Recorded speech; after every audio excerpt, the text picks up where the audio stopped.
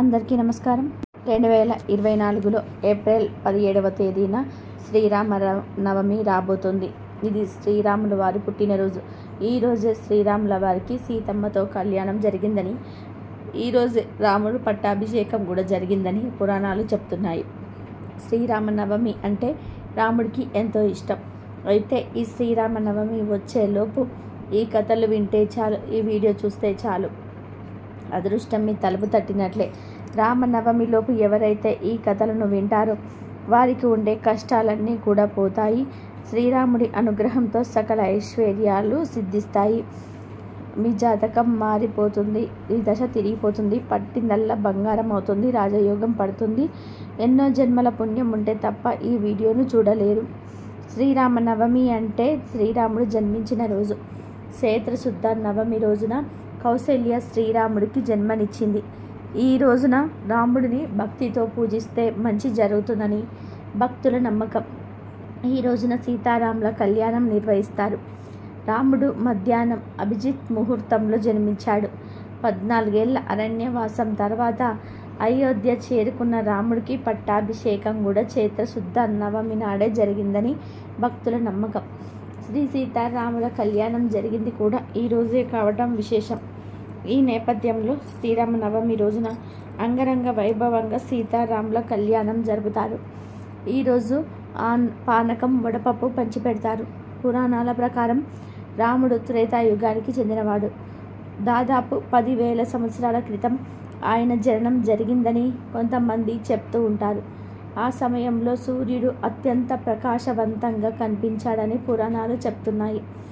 అయితే ఈ శ్రీరామ నవమిలోపు రామనామం ఎంత గొప్పదో తెలిపే ఈ కథను వింటే చాలు. శ్రీరాముల వారి అనుగ్రహంతో సకల ఐశ్వర్యాలు సిద్ధిస్తాయి, రాజయోగం పడుతుంది. శ్రీరామనామం చాలా విలువైనది.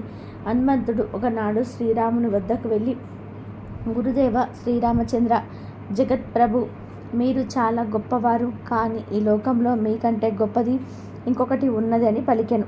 అప్పుడు వెంటనే శ్రీరాముడు, నాకంటే గొప్పదా? అదేమిటో నాకు చెప్తావా హనుమ అని అడిగాడు. దానికి హనుమ, రామప్రభు, మీకంటే గొప్పది ఒకటి ఉన్నది, అదే మీ నామం అన్నాడు. శ్రీరాముడు, ఆ మాటను ఇప్పుడు రుజువు చేస్తావా హనుమ అని హనుమను అడిగాడు. ఆ మాట విన్న హనుమ, తప్పక చెప్తాను, వినండి ప్రభు.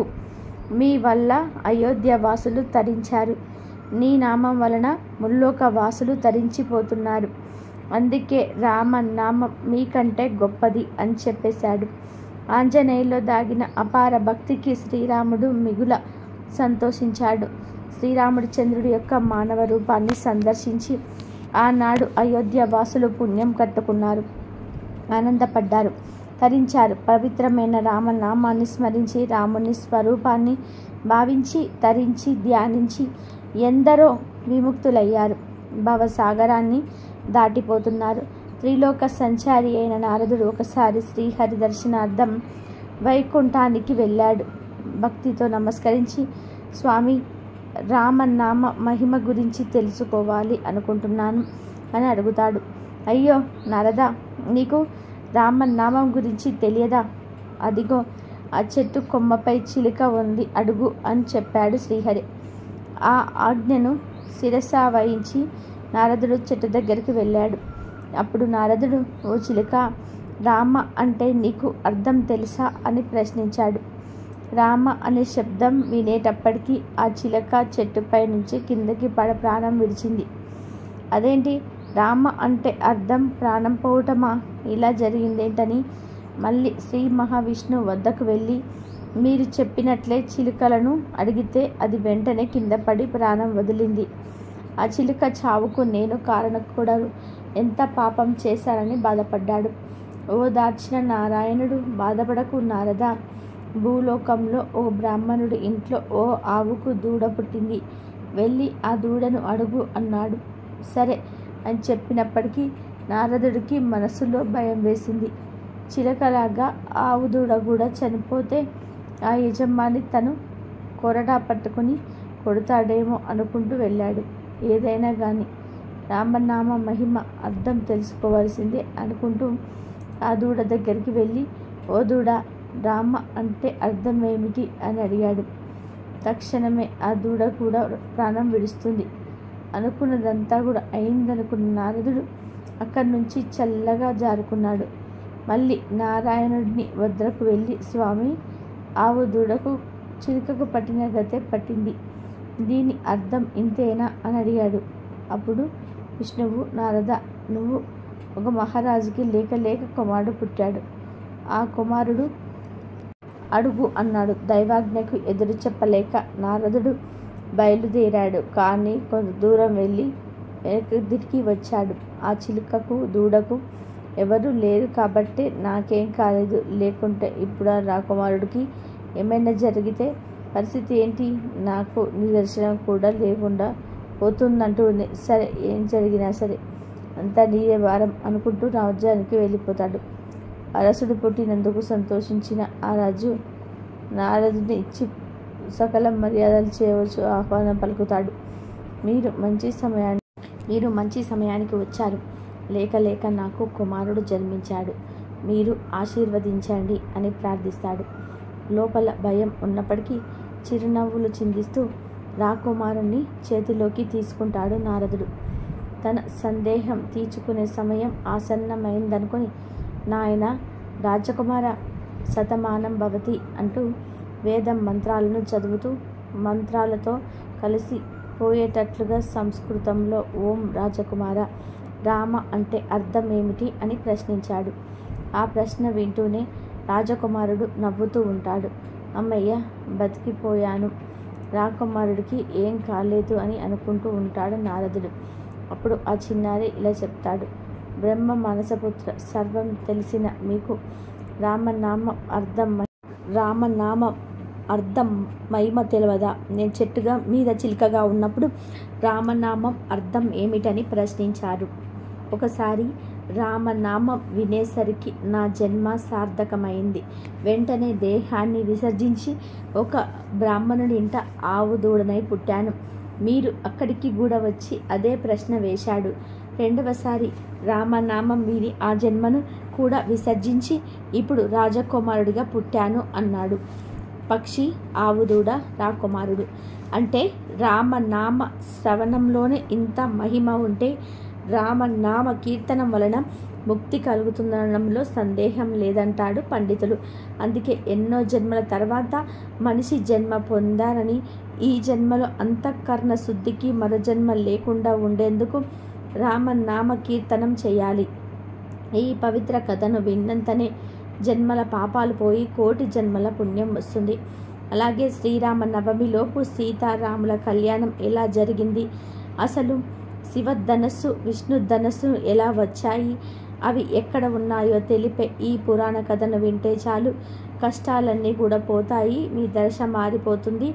అయోధ్యను పాలించే రఘువంశ రాజు దశరథుడికి సంతానం లేకపోవటంతో రాజగురువు అయిన వశిష్ఠ మహర్షి సూచనతో పుత్రకామేష్టి యాగం నిర్వహించారు.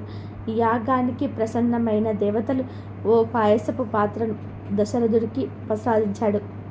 ఆ పాత్రలోని పాయసాన్ని 3 భాగాలు చేసిన దశరథుడు తన భార్యలైన ముగ్గురికి, కౌసల్య, సుమిత్ర, కైకేయులకు అందజేశాడు.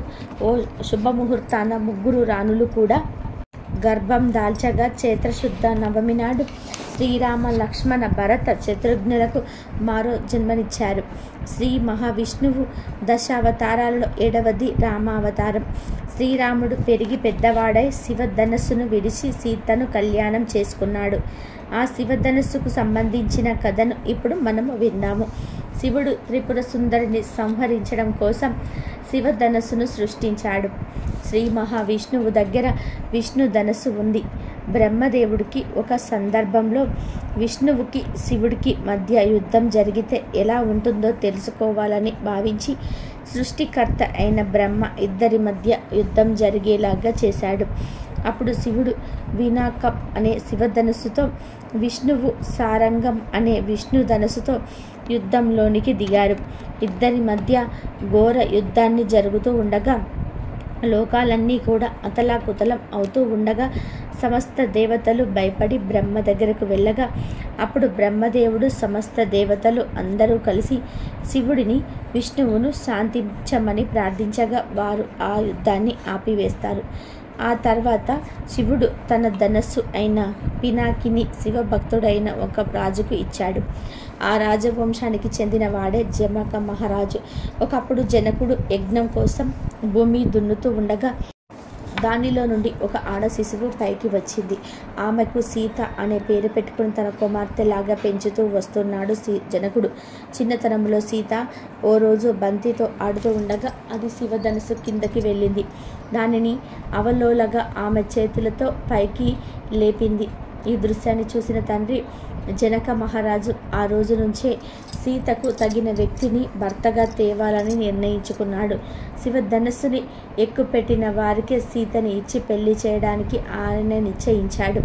ఆ సంగతి తెలిసి ఎందరో రాజకుమారులు స్వయంవరానికి వచ్చి ఆ ధనుర్బాణాన్ని ఎక్కుపెట్టలేకపోయారు. చివరికి ఓడిపోయిన రాజులంతా కూడా ఏకమై దండెత్తి వచ్చి ఒక ఏడాది పాటు నగరాన్ని ముట్టడించారు. జనకుడు ఏమీ చేయడానికి శక్తి లేక దేవతలను ప్రార్థించాడు. వారు సేనలను పంపి నగరాన్ని ముట్టడించిన రాజకుమారులను ప్రారదోలారు. తర్వాత ఒకసారి విశ్వామిత్రుడు రామలక్ష్మణులను తీసుకొని జనకుడు దగ్గరికి వస్తారు. జనకుడు వారిని యజ్ఞశాలకు పిలుస్తారు. అప్పుడు జనకుడు తన వద్ద ఉండే శివధనస్సును గురించి విశ్వామిత్రుడికి చెప్తాడు. ఆ ధనస్సును రాముడికి చూపించమంటాడు విశ్వామిత్రుడు. దాన్ని తీసుకురావడానికి జనకుడు మనుషులను నగరంలోకి పంపాడు. 8 చక్రాలు గల ఇనుప పెట్టెలో ఉండే ఆ శివధనస్సును నగరం నుంచి యజ్ఞశాలకు తెస్తారు.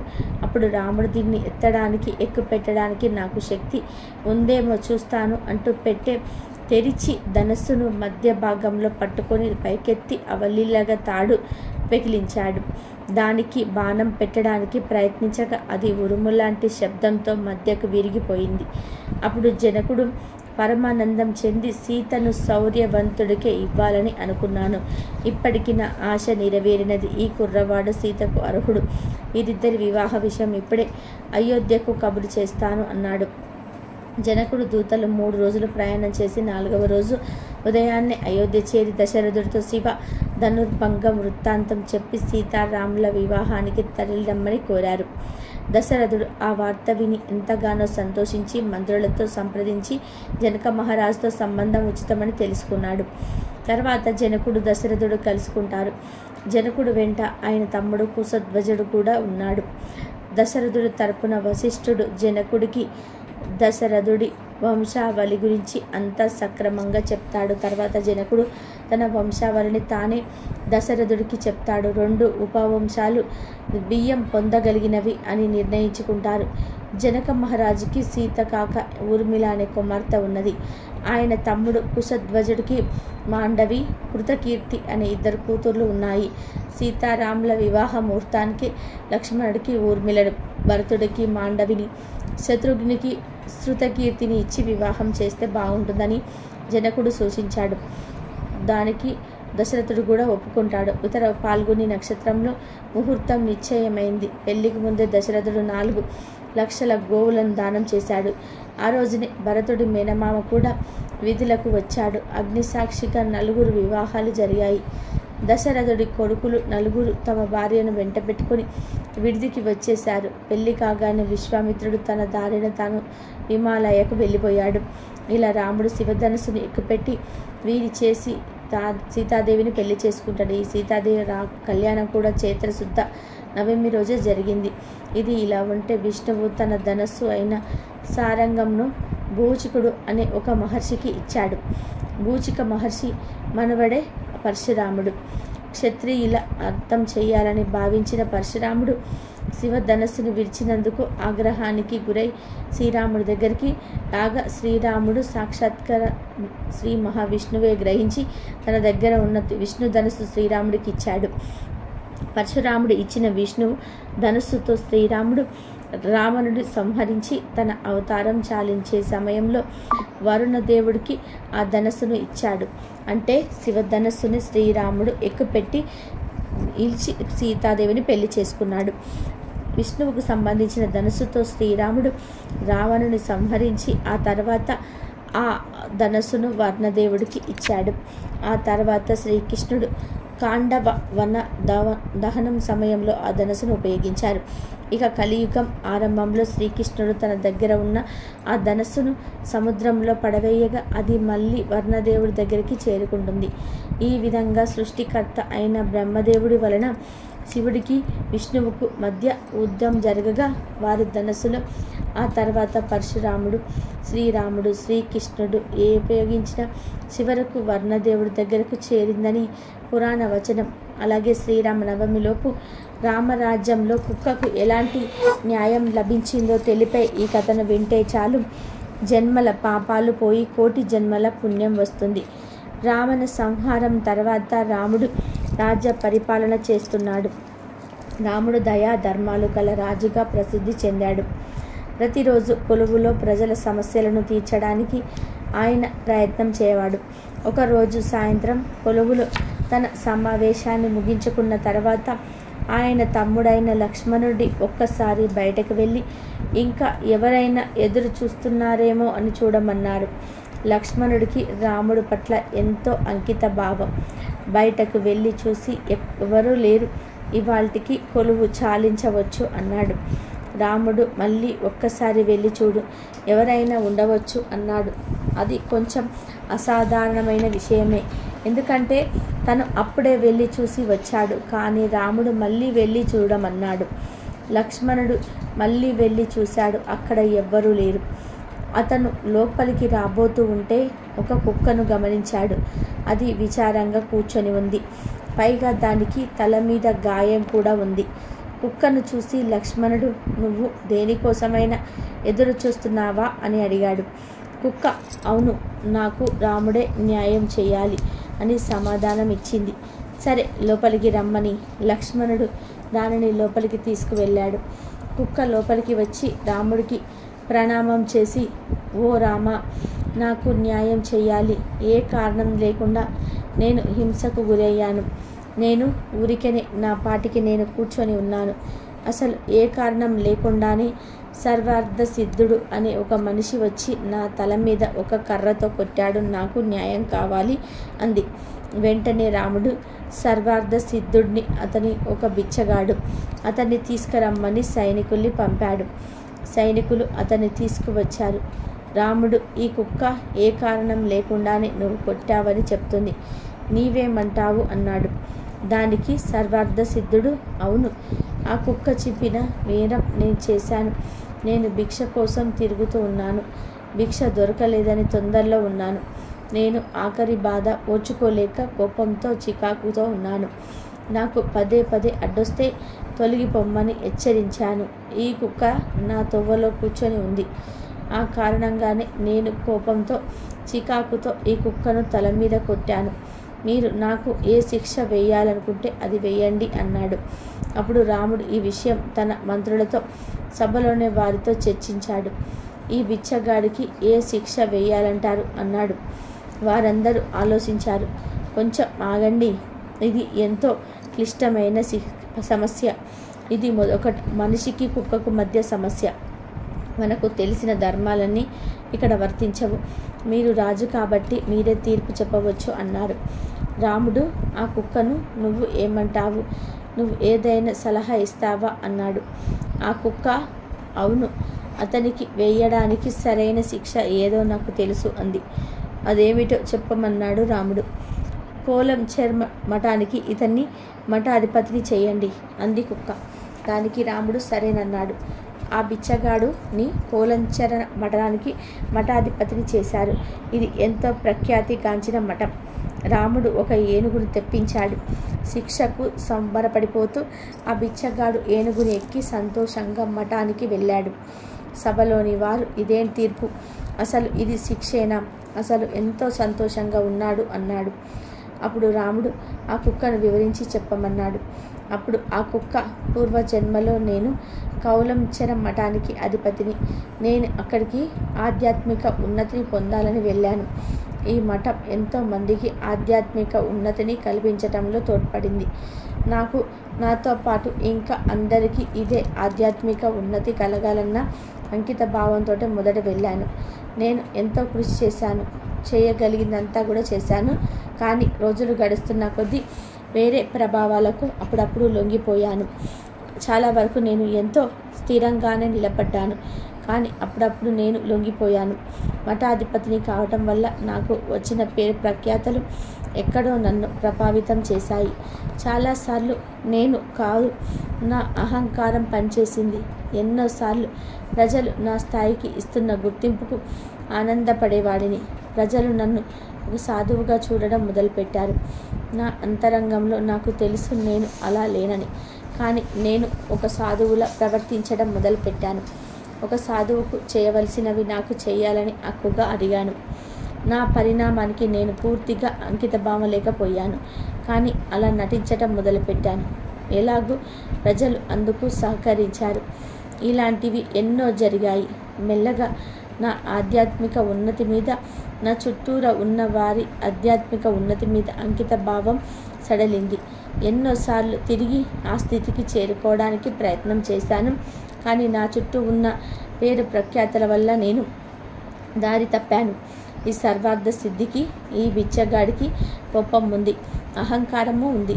ఊరికే చిరాకు పడతాడు. అందుకని తనను తాను శిక్షించుకుంటాడని నాకు తెలుసు. పూర్వజన్మలో ప్రజల ధనాన్ని వృధా కాకుండా సద్వినియోగం చేసేవాడిని.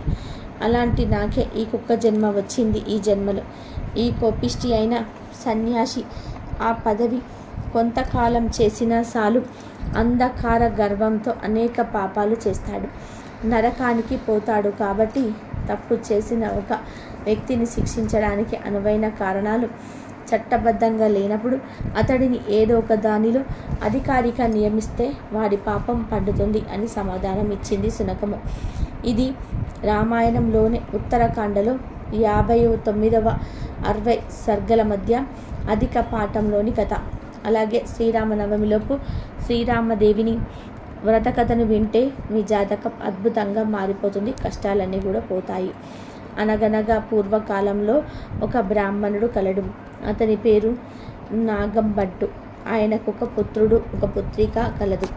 పుత్రుని పేరు నారాయణ భట్టు, పుత్రిక పేరు నారాయణమ్మ. వారు చాలా బీదవారు. భిక్షాటన చేసి కుటుంబ పోషణ చేసుకునేవారు. అలా కొన్నాళ్ళు చేసేసరికి నాగంభట్టు కాశీకి వెళ్ళి ధనము సంపాదించుకోవాలని బుద్ధి పుట్టినది. ఆ విషయం భార్యతో చెప్పి తెల్లవారుజామున లేచి నాగంభట్టు కాశీకి ప్రయాణమై అలా వెళ్ళగా కొంత దూరం వెళ్ళేసరికి దారిలో సూతుల వారు, వ్యాసుల వారు, నారదుల వారు ప్రత్యక్షమయ్యారు. వారు నాగంభట్టుతో, ఓ బ్రాహ్మణుడా, ఎక్కడికి వెళ్తున్నావు అని అడిగిరి. అప్పుడు నాగంభట్టు, అయ్యా, నేను కాశీకి ధనం సంపాదించుకున్నటకు వెళ్ళుచున్నాను అని చెప్పాను. అప్పుడు వారు, వెర్రి బ్రాహ్మణుడా, కాశీకి వెళ్తే నీకు ధనము ఎవరైనా మూటగట్టి ఇస్తారా? కాశీకి వెళ్తే గంగా స్థానం దొరుకుతుంది, విశ్వేశ్వరుడి దర్శనం దొరుకుతుంది, అన్నపూర్ణాదేవి దర్శనం దొరుకుతుంది, కానీ నీకు ధనం ఎక్కడి నుంచి వస్తుంది? మేము ఒక కథ చెప్తాము, వింటావా అని అడిగారు.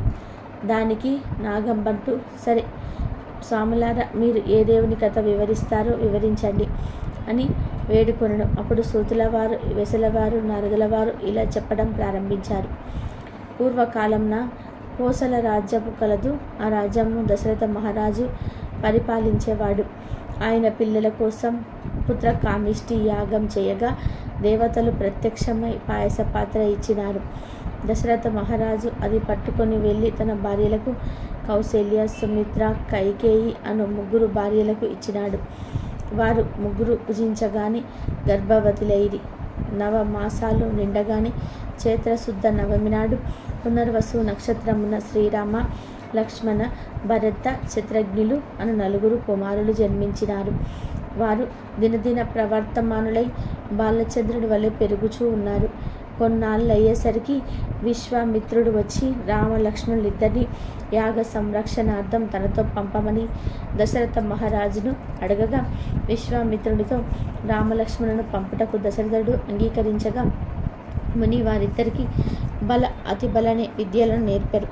రాముడు తటాకిని చంపి శివుడి విల్లి విరిచి సీతను పెళ్లాడి అహల్యను శాప విమోచనం చేసి పరశురాముని గర్వభంగం చేసి పరశురాముని గర్వభంగం చేసి కైక వరం చేత 14 ఏండ్ల అరణ్యవాసంలో ఉండగా రావణాసురుడు సీతను ఎత్తుకుపోగా లంకాపురం నందు వెంకా దహనం చేసి రావణాసురుడిని వధించి విభూషుడికి పట్టము కట్టి తిరిగి వచ్చి పట్టాభిషక్తుడై సుఖముగా రాజ్యమును ఏలుచూ ఉండను. ఇది రామదేవుని కథ అని సూతుల వారు, వ్యాసుల వారు, నారదుల వారు నాగంబంటుకు చెప్పి 5 లక్ష్మీ వారములు పూజలు చేసి ఆవు నెత్తితో దీపం పెట్టి ఆవు పాలు, గోధుమ రవ్వ, పంచదార కలిపి 5 ఉండలుగా ప్రసాదం చేసి రామదేవుడు నైవేద్యం పెట్టవలెను. 1 ఉండ రామదేవుడికి, 1 ఉండ బ్రాహ్మణుడికి, 1 ఉండ ముత్తైదువులకు, 1 ఇరుగు పొరుగు వారికి, 1 ఉండ భార్య పిల్లలు తినవలెను. ఈ విధంగా 5 లక్ష్మీ వారములు పూజ చేయవలెను. అలాగే నిత్యము ఈ రామదేవుని కథ చెప్పుకునేవారు అష్టైశ్వర్యములతో ఇష్ట సంపదలతో తులుతూగుదురు అని సూతుల వారు, వ్యాసుల వారు, నాదుల వారు నాగంభట్టుకు చెప్పి మాయమైపోయారు. ఇక నాగంభట్టు తిరిగి ఇంటికి వెళ్ళి రామదేవుని వ్రతం చేశాడు. రామదేవుడి కథ ప్రతినిత్యం కొడుకుకు, కూతురికి చెప్పేవాడు. అలా కొంతకాలం అయ్యేసరికి వారికి సిరి సంపదలు కలిగాయి.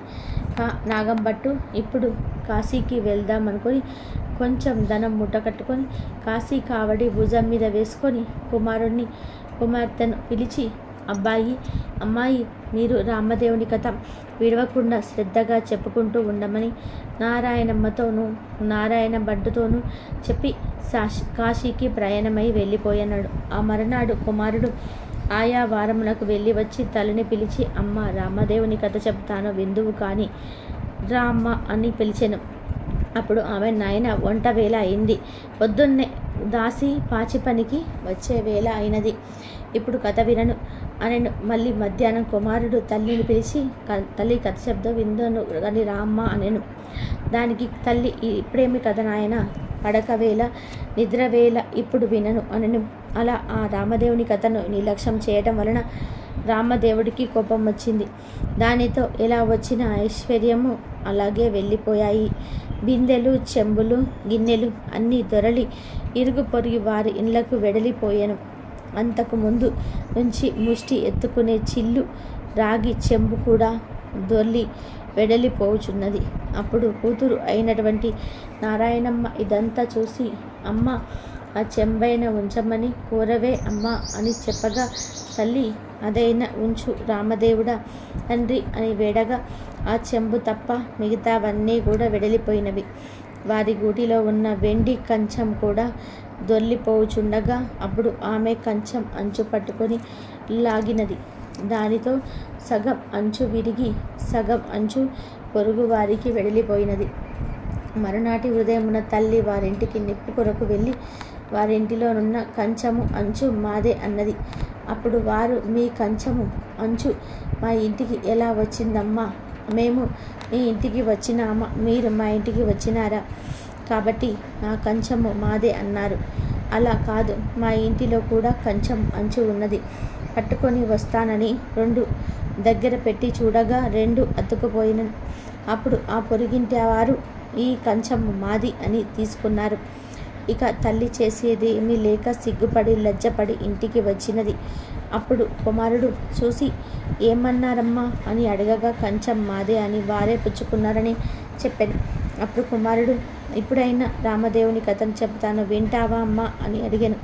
అప్పుడు తల్లి, నేను కథ వినను, కార్యము వినను, ఏ పని పాటో చేసుకొని బ్రతుకుతా కానీ రామదేవుడి కథ మాత్రం వినను. ఎలా వచ్చిన ఐశ్వర్యం అలాగే వెళ్ళిపోయినది. ఈ చెల్లెల్ని మాత్రం తీసుకొని వెళ్ళి ఎవరికైనా ఇచ్చి పెళ్లి చేయమని చెప్పాను. ఆమె ఆజ్ఞ ప్రకారంగా నారాయణ భట్టు చెల్లిని తీసుకొని ప్రయాణమైనాడు. వారు ఊరి చివరికి వెళ్ళేసరికి కాశీకి వెడలిన నాగంభట్టు తిరిగి ప్రయాణము ధనము మూటకట్టుకొని వస్తున్నాడు. నాగంభట్టు ఊరి చివరకు వచ్చి అక్కడ కోనేరులో కాళ్ళు కడుగుతుండగా ఇక నుంచి ఒక పెద్ద గరుడపక్షి వచ్చి ఆ డబ్బు మూటను ఎత్తుకుపోయాను. అయ్యో, ధనమంతా పోయినదే అని నాగంభట్టు విచారిస్తూ ఇంటికి వస్తూ ఉండగా కొంత దూరం వచ్చేసరికి నారాయణమ్మ, నారాయణ భట్టు కనిపించారు. నాగంభట్టు వారిని చూసి, అబ్బాయి, అమ్మాయి, మీరు సుఖంగా ఉన్నారా అని అడిగిన. దానికి వారు, ఏమున్నది నాన్నగారు, యథాప్రకారం నాకు ఏమీ లోటు లేదు, మీరు వెళ్ళినది మొదలు కథ చెప్తాను వినమంటే అమ్మ వినలేదు. కాబట్టి రామదేవుడికి కోపం వచ్చి ఎలా వచ్చిన ఐశ్వర్యం అలాగే వెడలిపోయినది అని జరిగిందంతా కూడా తండ్రికి చెప్పాను. ఆమె ఆజ్ఞ ప్రకారం చెల్లిని వెంటబెట్టుకొని వస్తున్నాను. మీ ఆజ్ఞ ఏమిటి నాన్నగారు అని కొడుకు అడుగుతాడు. నాగంబంటూ సరే అలాగే చెల్లికి పెళ్లి చేయమని చెప్పి విచారిస్తూ ఇంటికి వెడలినాడు.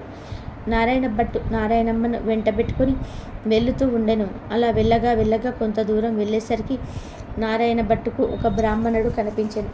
అప్పుడు నారాయణ భట్టు ఆ బ్రాహ్మణుడితో, ఓ బ్రాహ్మణుడా, నీవు నా చెల్లెల్నిచ్చి పెళ్లి చేస్తాను, చేసుకుంటావా అని అడిగాను. దానికి ఆ బ్రాహ్మణుడు, నాకు పెళ్లి వద్దు, పేరంటము అక్కర్లేదని చెప్పాను. సరేనని నారాయణ భట్టు నారాయణమ్మను వెంటబెట్టుకొని మరలా కొంత దూరము పోయేసరికి ఇంకొక బ్రాహ్మణుడు కనిపించినాడు. నారాయణ భట్టు అతనితో, ఓ బ్రాహ్మణుడా, నా చెల్లెల్నిచ్చి పెళ్లి చేస్తాను, చేసుకుంటావా అని అడిగాను.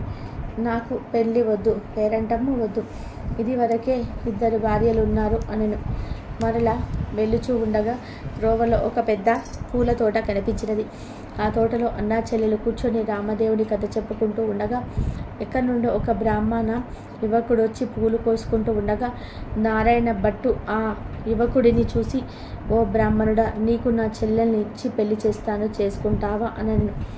అప్పుడు ఆ యువకుడు, పెళ్లి చేస్తానంటే వద్దంటానా అని మా గురువుగారు అన్నారు. ఆయన ఆజ్ఞ ప్రకారము ఆయన పెళ్లి చేసుకోమంటే చేసుకుంటాను అని అనను. మీ గురువుగారు ఎక్కడున్నారని నారాయణ భట్టు అడగగా ఫలానా తోటలో ఉన్నారని చెప్పాను. వెంటనే నారాయణ భట్టు గురువుగారి దగ్గరికి వెడలి, అయ్యా గురువుగారు, నీ శిష్యుడికి నా సోదరునిచ్చి పెళ్లి చేస్తాను, తమరు ఒప్పుకుంటారా అని అడుగుతాడు. అంతటా గురువు, బ్రహ్మచారి గృహస్థుడిగా చేస్తానని వద్దంటానా, కానీ వాడి దగ్గర చింతాకంత బంగారం లేదు, గోపాదమంత భూమి లేదు, నీకు ఇష్టమైతే చెయ్యండి, కష్టమైతే మానండి అని పలికెను. అప్పుడు నారాయణ భట్టు గురువు గారికి దండం పెట్టి అలాగే ఎక్కడికో వెళ్ళి 4 రాటలు తెచ్చి పందిరి వేసి గుచ్చిన ముత్యాలు తోరణాలు కట్టి గుచ్చని ముత్యాలు తలంబ్రాలుగా పోసి 70 యాగాల నారాయణమ్మనిచ్చి పెళ్లి చేశాడు. వారక్కడనే కూర్చొని కథ చెప్పుకున్నాడు. అలా కొన్నాళ్ళయ్యేసరికి వారిద్దరికి ఒక విప్రుడు వచ్చి, మీకు 4 ఎకరముల భూమి ధారపోస్తున్నాను, పుచ్చుకోవలసిందని చెప్పగా అప్పుడు వారు, మేము రామదేవుడి కథ చెప్పుకుంటున్నాము, కథ అవ్వగానే పుచ్చుకుంటాము, మీకు ఇష్టమైతే కూర్చొని కథ వినండి అన్నాడు. కథ అయిన తర్వాత ఆ బ్రాహ్మణుడు రాగి చెంబులో నీరు పోసి, ఫలానా తోటలో ఆస్తి ఉన్నది, అనుభవించమని 4 ఎకరాల భూమి వారికి ధారపోసి ఆ విప్రుడు ఎక్కడికో వెళ్ళిపోయాను. అలా నారాయణ భట్టు నారాయణమ్మ భర్త ఆ 4 ఎకరముల భూమి అనుభవిస్తూ కథ చెప్పుకుంటూ అక్కడనే ఉన్నారు. అలా కొన్నాళ్ళు అయ్యేసరికి ఆ ఊరి రాజుగారు ఒక భవనం కట్టించి కొంత ధనం పుణ్య దంపతులకు ధారపోయాలని చూస్తున్నారట. ఎక్కడ వెతికినా సరైన పుణ్య దంపతులు దొరకలేదు. ఒక రాత్రి రామదేవుడు రాజు కలలో కనిపించి, ఫలానా తోటలో పుణ్య దంపతులు ఉన్నారు, వారిని తీసుకువచ్చి ధారపోయండని ఆజ్ఞాపించారు. వారి ఆజ్ఞ ప్రకారం మరునాడు ఉదయం లేచి 16 మంది బోయీలను పల్లకిని తోటలోకి పంపి వారు తోట దగ్గరికి వచ్చి, ఏమండోయ్, మా దేశపు రాజుగారు ఒక గృహము కొంత భాగము మీ ఇద్దరికి ధారపోస్తారంట, మిమ్మల్ని వెంటబెట్టుకొని రమ్మని పంపిరి, కావున రావలసింది అనిరి. దానికి నారాయణమ్మ భర్త, మేము రామదేవుని కథ చెప్పుకొనుచున్నాము, మీకు ఇష్టమైతే కూర్చొని కథ వినండి అనగా బోయీలు కథ విన్న తర్వాత ఆ పుణ్య దంపతులను తీసుకొని వెడలి రాజుగారికి అప్పగించిరి. రాజు సంతోషంతో ఆ గృహము ధనము వారికి దారిపోసి వెళ్ళిపోయిరి. అప్పుడు నారాయణ భట్టు ఆమె భర్త అక్కడ కూర్చొని ఆ గృహము ఆ ధనము 4 ఎకరముల భూమి అనుభవిస్తూ అక్కడ కథ చెప్పుకొనుచుందిరి. కొన్ని దినములయ్యేసరికి నారాయణ భట్టు, ఆ అమ్మాయి నిన్ను నేను ఎనవుండను, కాబట్టి నేను వెళ్ళి రామదేవుడిని తీసుకొని వస్తాను, నీవు నీ భర్త కథను మానకుండా చెప్పుకోండి అని చెప్పి నారాయణ భట్టు ప్రయాణం వెడలిను. నారాయణమ్మ ఆమె భర్త మానకుండా కథలు చెప్పుకొనుచున్నారు. నారాయణ భట్టు కొంత దూరం వెళ్ళగా ఒక గ్రామం వచ్చినది. ఆ గ్రామంలో ఒక గుల్లవాడు వడ్ల ఎండబోసుకొని కాపలా కూర్చున్నాడు. నారాయణ భట్టు ఆ గొల్లవాడి చూసి, గొల్ల, ఈ గ్రామంలోని విశేషాలేమిటి అని అడిగాను. ఏమున్నది బాబు, నేను పుట్టుకతోనే అందుడను. మా వాళ్ళు ఒడ్లు ఎండబోసి నన్ను కాపలా కూర్చోమనగా కర్ర పుచ్చుకొని కూర్చుంటిని. నా అవస్థ ఇలా ఉన్నది బాబు అనెను. అంతదాన నారాయణ భట్టు ఒక కథ చెప్తాను వినిదవా అని అడిగాను. గొల్లవాడు అలాగే వింటాను చెప్పమన్నాడు. రామదేవుడి కథ వ్రత విధానమును చెప్పేసరికి గొల్లవాడికి కొంచెం కళ్ళు కనిపించెను. ఓహో, కథలోని ఇంత మహత్యం ఉన్నది, వ్రతము చేసుకుంటే ఇంకెంత మహత్యం ఉంటుందో అని ఆ దేవుడి గురించి చెప్పమన్నా. అప్పుడు నారాయణ భట్టు, రామదేవుడి మహత్యం: 5 లక్ష్మీ వారములు పూజ చేసి ఆవు నేతితో దీపం పెట్టవలెను. ప్రసాదము 5 ఉండలు చేసి రామదేవుడికి నివేదించి ముత్తైదువులకు, ఆ బ్రాహ్మణులకు, ఇరుపొరుగు వారికి ఇచ్చి భార్య పిల్లలు తినవలెను అని గొల్లవాడికి చెప్పి వెడలిపోయాను. అలా నారాయణ భట్టు తిరిగి కొంత దూరం వెళ్ళేసరికి ఒక రాజు విచారిస్తూ ఉండెను. నారాయణ భట్టు ఆ రాజును చూసి, ఏమి రాజా విచారిస్తున్నావు అని అడిగాను. దానికి ఆ రాజు, నారాయణ, నా భార్య బిడ్డలు పరారైనాడు, నా రాజ్యము పరాయి రాజులు తీసుకునిది, నా అవస్థ ఇలా ఉన్నది బాబు అని చెప్పాను. అప్పుడు నారాయణ భట్టు, నేను ఒక కథ చెప్తాను వింటారా అని అడిగాను. రాజు అలాగే వింటాను, చెప్పవలసింది మహానుభావ అనెను. ఇక నారాయణ భట్టు రామదేవుని కథ అంతా కూడా రాజుకు చెప్పి వ్రత విధానం అంతా కూడా వివరించెను. ఆ రాజుగారు వ్రతం చేసుకునగా పరారైన భార్య బిడ్డలు, పరారై రాజు తీసుకున్న రాజ్యము తిరిగి ప్రాప్తించెను. అప్పుడు రాజు సంతోషంతో నారాయణ భట్టును చూసి, ఏమండి మహానుభావ, మీరు ఏ దేవుడో చెప్పవలసినది, మిమ్మల్ని పూజ చేసుకుంటాము అడిగారు. అప్పుడు నారాయణ భట్టు, నేను ఏ దేవుడను కాదు, ఇది రామదేవుని కథ మహత్యం. మీరు 5 లక్ష్మీ వారములు 5 ఆదివారములు పూజ చేయమని చెప్పి వ్రత విధానం అంతా కూడా చెప్పి మరలా కొంత దూరం వెళ్ళగా ఓ స్త్రీ విచారిస్తూ కూర్చున్నది. ఆ స్త్రీని చూసి నారాయణ భట్టు, ఎందుకు విచారిస్తున్నావు తల్లి అని అడిగాను. అప్పుడు ఆమె, ఏమున్నది బాబు, చిన్నతనంలోనే పెళ్ళి అయినది, నా భర్త దేశాంతరం వెడలినాడు, నా తల్లిదండ్రి అత్తమామలు కొన్నాళ్ళు చూసి ఎన్నాళ్ళు నిన్ను ఇలా చూస్తాము అని వదిలివేశారు, కాబట్టి నా అవస్థ ఇలా ఉన్నది బాబు అని చెప్పినది. అప్పుడు నారాయణ భట్టు, నేను ఒక కథ చెప్తాను వింటావా అమ్మ అనెను. అలాగే వింటాను బాబు, చెప్పమన్నది ఆ స్త్రీ. దాంతో నారాయణ భట్టు ఆ స్త్రీకి రామదేవుని కథ అంతా కూడా చెప్పి వ్రత విధానం అంతా కూడా చెప్పేసరికి దేశాంతరం వెళ్ళిన ఆమె భర్త తిరిగి వచ్చాడు. తల్లి తండ్రి అత్త మామలు వచ్చారు. ఆమె సంతోషించి నారాయణ భట్టుని చూసి, ఏమండి మహానుభావ, మీరు ఏ దైవమో చెప్పండి, మిమ్మలను మేము పూజ చేసుకుంటాము చెప్పమని అడిగాను. అప్పుడు నారాయణ భట్టు, ఇదంతా రామదేవుడి కథ మహత్యము, 5 లక్ష్మీ వారములు 5 ఆదివారములు మానకుండా పూజ చేయమని కథ విధానం అంతా కూడా చెప్పి కొంత దూరం వెళ్ళేసరికి ఒక గ్రామం వచ్చినది. నారాయణమ్మ భట్టు ఆ గ్రామంలో ఒక ఇల్లాలి ఇంటికి వెళ్ళి, అమ్మ పూజ చేసుకుంటాను, కొంచెం ఇల్లు ఇస్తావా అని అడిగాను. అప్పుడు ఆ ఇల్లాలు, మా ఇంటిలో మడి ఆచారం గనక కుదరదు, ఇల్లు లేదు, వెడలిపోండి అన్నది. అప్పుడు నారాయణ భట్టు, కోనేరైనా సరే చూపించి తల్లి అని అడిగాను. దానికి ఆ ఇల్లాలు, తూర్పు దిశ ఈశాన్య మూలగా ఒక కోనేరు ఉన్నది, వెళ్ళమని చెప్పాను. అప్పుడు ఆ కోనేరు దగ్గరకు వెడలి స్నానం చేసి మడి బట్ట ఆరవేసుకొని ఇల్లు ఇవ్వనని ఇల్లాలి అడుగు వద్దకు వచ్చి తూర్పు దిశ ఈశాన్య మూలగా ఒక పుచ్చు పీటకు పసుపు రాసి పొట్టు పెట్టి దాని మీద రామదేవుని పటం పెట్టి కథ చదువుకొనిచున్నాడు. అంతలో ఆ ఇల్లాలు యువతలకు వచ్చి చూడగా నారాయణ భట్టు ఆమెకు తాంబూలము దక్షిణ ప్రసాదం ఇచ్చారు. ఆమె తాంబూలం పుచ్చుకొని లోపలికి వెడిలి పోయెను. నారాయణ భట్టు కథ చదువుకొని అక్షింతలు తల మీద వేసుకొని ఇంటి మీద వేసి వెళ్ళిపోయాను. అతడు ఇలా వెళ్ళగానే ఆ ఇల్లు ఇంద్రభవనమైనది. ఇది చూసిన ఇల్లాలు ఆశ్చర్యపోయినది. ఆయా వారములకు వెళ్ళిన తన భర్త తిరిగి వస్తే ఆ ఇల్లు తనదేనని తెలుసుకోలేదని ఆమె వీధి అరుగు మీద కావలి కూర్చున్నది. ఇంతలో ఆమె భర్త ఎడమూట పెడమూట వేసుకొని ఇల్లు కానక కంగారు పడి అక్కడ నిలబడి ఉండెను. ఆమె భర్తను చూసి, ఇల్లు మనదే, ఇలా రండి అంది. కానీ ఆమె భర్త, ఇది మన ఇల్లు కాదు, నేను రానని అంటాడు. అప్పుడు ఆమె, ఇది మన ఇల్లే, ఇలా ఎందుకైనదో చెప్తాను వినండి. ఎక్కడి నుంచో ఒక బ్రాహ్మణుడు వచ్చి పూజ చేసుకుంటాను, ఇల్లు ఇవ్వమని అడిగాడు. నేను ఇవ్వనని చెప్పి తిని. అప్పుడు అతను ఒక కోనేరైనా చూపించమనను. అప్పుడు నేను తూర్పు దిశగా ఈశాన్యంలో కోనేరున్నదని చెప్పి తిని. అతడు కోనేరు దగ్గరికి పోయి స్నానం చేసి మడిబట్ట ఆరవేసుకుని మన అరుగు మీదకు వచ్చి ఒక పీటకు పసుపు రాసి బొట్టు పెట్టి తూర్పు దిశ ఈశాన్య మూలగా పెట్టి యందు రామదేవుని పటం పెట్టి పూజించి ఆవు పాలు గోధుమ నూక పంచదార కలిపి ప్రసాదంగా ఉండలు చేసి రామదేవుడికి నైవేద్యం పెట్టి కథ చెప్పుకుంటుండెను. నేను బయటకు వచ్చేసరికి తాంబూలాది రక్షణ ప్రసాదం నాకు ఇచ్చినాడు. నేను లోనికి వెళ్ళిపోయి తిన్నాను.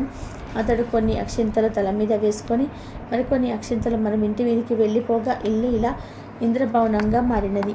ఇదంతా కూడా ప్రసాద మహత్యమని పలికెను. అప్పుడు ఆమె భర్త, ఆయన పూజ చేసుకుంటూనంటే వద్దన్నావా, నిర్భాగ్యురాల, పాపిష్టిదాన, అతడు ఏ దిశగా వెళ్ళాడో చెప్పు అనగా ఈశాన్య మూలగా వెళ్ళాడని చెప్పినది.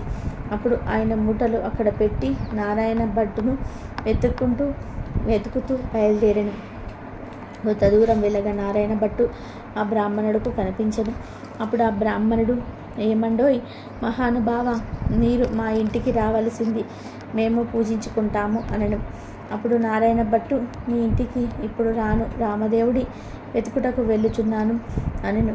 అప్పుడు ఆ బ్రాహ్మణుడు, అలా కాదు మహానుభావ, మీరు మా ఇంటికి వచ్చి పూజ చేసుకుంటానంటే మా భార్య ఇల్లు ఇవ్వనన్నది కాబట్టి మాదే తప్పు, మా తప్పు క్షమించి మా ఇంటికి రావాల్సినది. మీరు ఏ దేవుడో చెప్పండి, మేము పూజ చేసుకుంటాము అనను. అప్పుడు నారాయణ భట్టు, మీ ఇల్లు కాబట్టి మీరు ఇవ్వనన్నారు, మీ తప్పేమీ లేదు, రావటం నాదే తప్పు అనడు.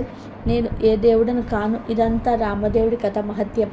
నీవు ఇంటికి వెడలి 5 లక్ష్మీవారములు 5 ఆదివారములు పూజ చేసుకోమని వ్రత విధానం అంతా కూడా చెప్పాను. రామదేవుని వెతుక్కొని తిరిగి వచ్చేటప్పుడు మీ ఇంటికి వస్తాను అని చెప్పి వెళ్ళిపోయాను. అప్పుడు ఆ బ్రాహ్మణుడు తిరిగి ఇంటికి వచ్చి, కథలోని ఇంత మహత్యం ఉంది, వ్రతం చేసుకుంటే ఇంకెంత మహత్యం ఉంటుందో అని పూజ చేసుకొని కథ చెప్పుకొని ఐశ్వర్యములు పొంది అష్ట సంపదలతో తుల్లుతూగుతూ ఉన్నాడు. నారాయణ భట్టు ఎండనక వాననక తిండనక తిప్పలనక ఆకలనక దప్పిదనక రెట్లనక పూతనక నీడనక భయమనక అర్ధరాత్రనక అరణ్యాలను పట్టుకుని వెతుకుతూ ఉండగా కొంత దూరం వెళ్ళేసరికి నారాయణ భట్టు మూర్చిల్లి కళ్ళు తిరిగి పడిపోయాను. అప్పుడు రామదేవునకు దయ్య కలిగి ముసలి బ్రాహ్మణ వేషంతో వచ్చి నారాయణ భట్టు ముఖం తుడిచి లేవదీసి మంచినీళ్ళు ఇచ్చి మా ఇంటిలో భోజనం చేద్దుగని రమ్మనిను. అప్పుడు నారాయణ భట్టు, నేను భోజనం మాత్రం చెయ్యను, నేను రామదేవుని వెతుకుటకు వెళుచున్నాను, ఒక కోనేరు చూపించండి చాలు, స్నానం చేస్తాను అన్నాడు. అప్పుడు ఆ ముసలి బ్రాహ్మణుడు తూర్పు దిశ ఈశాన్య మూల ఒక కోనేరు ఉన్నది, వెళ్ళమన్నాడు. నారాయణ భట్టు ఆ కోనేరు వద్దకు వెళ్ళి స్నానం చేసి పైకి వచ్చేసరికి అక్కడ ఇంద్రభవనంలా మారిపోయాను.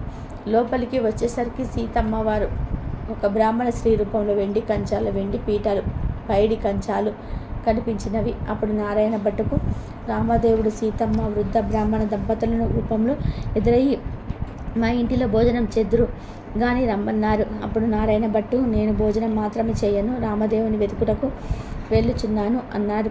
అప్పుడు బ్రాహ్మణుడు, నేనే రామదేవుని అని చెప్పాను. దానికి నారాయణ భట్టు, అయితే కావచ్చును మహానుభావ, నేను నీ దర్శనం కావాలి అని చెప్పగా అప్పుడు పులి చర్మంతో, రుద్రాక్షలతో, విభూది రేఖలతో, నడుమున నాగాభరణంతో, శిరస్సున గంగతో, పక్కన పార్వతీదేవితో, త్రిశూలం త్రినేత్రంతో నంది వాహనుడై ఈశ్వరుడు ప్రత్యక్షమైనాడు. అప్పుడు నారాయణ భట్టు శంకరుని స్తోత్రం చేసెను. తర్వాత నారాయణ భట్టు విష్ణుమూర్తి కూడా ప్రత్యక్షం కావాలనని కోరెను. అప్పుడు విష్ణుమూర్తి వక్షస్థలమున వన మూలికతో, మొరుగు తీగ వంటి లక్ష్మీదేవితో, శంఖ చక్ర గదాధరుడై నిమలి పింఛము ధరించి ప్రత్యక్షమైనాడు. అప్పుడు హరిని కూడా నారాయణ భట్టు స్తోత్రం చేసెను. తర్వాత నారాయణ భట్టు రామదేవుడు ప్రత్యక్షం వలన అప్పుడు హనుమ, సీతారామ, లక్ష్మణ, భరత, శత్రుఘ్నులను సపరివార సహితముగా శ్రీరామచంద్రుడు ప్రత్యక్షమైనాడు. అప్పుడు రామదేవుడు నారాయణ భట్టుతో, ఎప్పుడైనా సరే భోజనం చేస్తావా అని అడిగాను. దానికి నారాయణ భట్టు, అలాగే చేస్తాను కానీ భోజనమైన తర్వాత నాతో వస్తానని అభయమిస్తేనే భోజనం చేస్తానన్నాడు. అప్పుడు సీతమ్మ తల్లి 4 కూరలు, నవకాయ పిండి వంటలతో పంచభక్ష పరమాన్నాలు వండి వెండి కంచాలు పైడి పీటలు వేసి వారి బంధు కోటి పరివార సహితముగా నారాయణ భట్టుకు సీతమ్మ తల్లి భోజనం పెట్టెను. అందరూ భోజనాలు చేసి లేచి కర్పూర తాంబూలం వేసుకున్న తర్వాత నారాయణ భట్టు రామునితో నాతో వస్తానని అభయహస్తం ఇచ్చావు, కావున మా ఇంటికి నాతో రావలసినదని కోరెను. అప్పుడు ముందు నారాయణ భట్టు వెనక రామదేవుడు బయలుదేరి వెళ్తూ ఉన్నారు. అలా కొంత దూరం వెళ్లడి నారాయణ భట్టు వెనుకకు తిరిగి చూశాను. అప్పుడు రామదేవుడు కనిపించలేదు. అంతటా నారాయణ భట్టు ముఖము తిరిగి మూర్ఛ వచ్చి నేల మీద పడిపోయాను. అప్పుడు రామదేవునకు దయ కలిగి నారాయణ భట్టు ముఖం తుడిచి లేవదీసి మంచినీళ్ళిచ్చి, ఏమి ఇలా గుణపడిపోయావు, నాతో నడవలేని వాడవు, నన్ను ఎందుకు రమ్మన్నావు అని అడిగారు. దేవా, నీ మహిమలు బ్రహ్మాది దేవతలు, యోగీశ్వరులు, మునీశ్వరులు, తపస్సులు తెలుసుకొనలేరు. నీ మహత్యము తెలుసుకొనుటకు నేనెంత వాడను, నా తప్పులు క్షమించి నాతో రావలసిందని రామదేవుని నారాయణ భట్టు ప్రార్థించడు. అప్పుడు రామదేవుడు అలాగే వస్తానని, నీవు వచ్చినప్పుడు ఎవరి ఇళ్లకు వెళ్ళినావో వారి ఇళ్లకు నన్ను కూడా నీ భుజాలపై ఎక్కించుకొని తీసుకువెళ్ళమనను. అప్పుడు నారాయణ భట్టు రామదేవుని భుజాలపై ఎక్కించుకొని కొంత దూరం వచ్చేసరికి ఇల్లు ఇవ్వనని చెప్పిన ఇల్లాలు ఇంటికి వచ్చిరి. అచట ఆ ఇల్లాలు ఆమె భర్త కూర్చొని రామదేవుని కథ చెప్పుకొనిచున్నారు. రామదేవుడు వారి భక్తికి మెచ్చి వారి కష్టైశ్వర్యములు ఆయుధారోగ్యములు ఇచ్చి కాపాడి రక్షించను. మన కొంత దూరం వచ్చేసరికి స్త్రీ ఇల్లు కనిపించను. అచట వచ్చేసరికి స్త్రీ ఆమె భర్త కూర్చొని కథ చెప్పుకొనిచున్నాడు. వారికి అష్టైశ్వర్యములు ఆయుధారోగ్యములు ఇచ్చి సరి సంపదలను ఎడబాయకుండా ఇచ్చి వారిని రక్షించాడు రామదేవుడు. మరికొంత దూరం వచ్చేసరికి గొల్ల ఇల్లు వచ్చెను. ఆ రోజు ఆదివారము నారాయణ భట్టు చెప్పిన మది పూజ చేసుకొని కథ చెప్పుకుంటూ ఉన్నారు. ఆ గొల్లలు రామదేవుడి వినిపించి ఐశ్వర్యములు ఆయుధారోగ్యములు ఇచ్చి సిరి సంపదలు ఎడబాయకుండా వారిని కాపాడి రక్షించినారంట. ఇంకా కొంత దూరం వచ్చేసరికి చెల్లెలి ఇల్లొచ్చినది. అక్కడ వారు రామదేవుని కథ చెప్పుకొనుచు బంగారపు తూగుటూయాలలో ఊగుచూ ఉన్నారు. రామదేవుడు వారిని మెచ్చి ఆయుధారోగ్యములు ఇచ్చి సిరి సంపదలు కాపాడి రక్షించినారట. అప్పుడు నారాయణమ్మ తన ఇంటికి అన్నయ్య వచ్చాడని కాళ్ళు కడుక్కుంటూ నీళ్లకు ఇచ్చి దాహానికి మజ్జిగ ఇచ్చి మర్యాద చేసినది. అప్పుడు నారాయణ భట్టు, అమ్మాయి, నన్ను ఇలా మర్యాద చేయనక్కర్లేదు, నేను రామదేవుని తీసుకొని వచ్చుచుండిని, నీవు నీ భర్త మా ఇంటికి రావలను, మనందరము పూజ చేసుకుందాము అని చెప్పాను.